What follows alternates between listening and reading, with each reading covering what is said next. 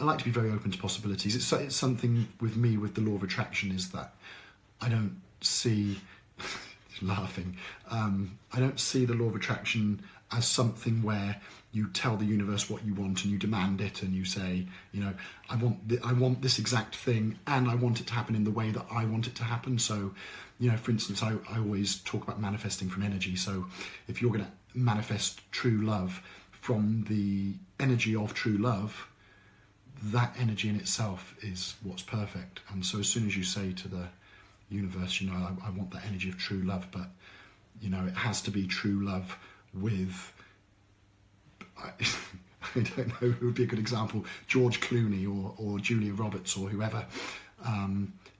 You're telling the universe exactly who it has to be now, and then in the next breath it's, you know, and it has to be, you know, we have to be married on a particular tropical island, and, you know, we have to live in this certain house, and my partner has to like exactly the same things as me. And what happens in the end is we go conditions, and I kind of think the universe gets bored, because I think the universe is built out of certain things, and one of those things is creativity. And just as we all love to be creative and to go on adventures and to be surprised and to be shocked at times, and to have things happen that, like, wow, I didn't expect that to happen, but that's so wonderful. You know, how many romantic comedies have you seen where somebody's chasing this particular person through the whole movie, and then suddenly at the end of the movie they realise it was somebody else they were in love with all the time?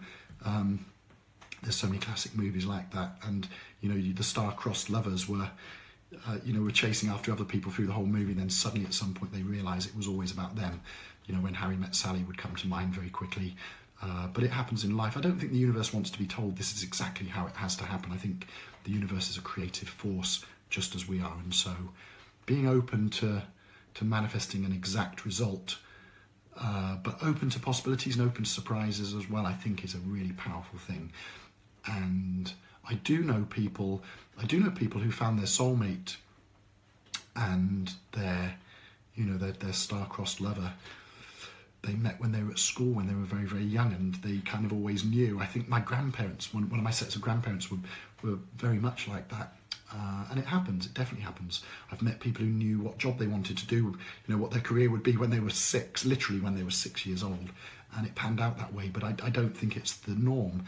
I think a lot of us, when we tell our stories about how we found our true love, or we found our true calling, or we found our breakthrough to health and vitality, whatever it happens to be, I think a lot of us are like, yeah, that really wasn't what I expected to happen.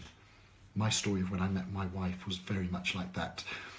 Ruth will tell you the story, it's hilarious, she'll tell it better than I will, but I turned up at a very, very dear friend, had a pub in Oxford in England. I was living in London. We had to do quite a fast get out from a pub that I was running in a not overly, what would the word be, savoury area of London. It's a long story, but I had to do a get out. And I came back to visit my friend's pub in Oxford this evening. It was very, very late in the evening, and I was there with two bands, actually. One was a Norwegian pop band called the Lonely Crowd, amazing group of friends of mine from years ago now, and another band from Oxford who'd been staying in London, and we were all back in Oxford for this gig. And anyway, I walked back into my friend's pub. We'd been drinking, I have to admit. You know, it was late, and we'd come from London, done a quick dash down the motorway, and I had hair. You wouldn't believe it now, but this was, I guess, nearly 20 years ago, and I had hair down my back, you know, literally down to my waist. I was the wannabe rock star, really, and I had hair down my back and long blonde hair, and I was wearing a tiger skin hat, a woman's tiger skin hat, long blonde hair. In short, I looked a bit of a mess and the worse for wear. And Ruth saw me, and in her words, Ruth saw me walk in with all these other guys and said, "Who on earth is that? Like, what did the cat just drag in? Who is that?" She said to my friend Noel, one of my very, very dearest friends of all time, she said, "Who is that?" Not in a good way.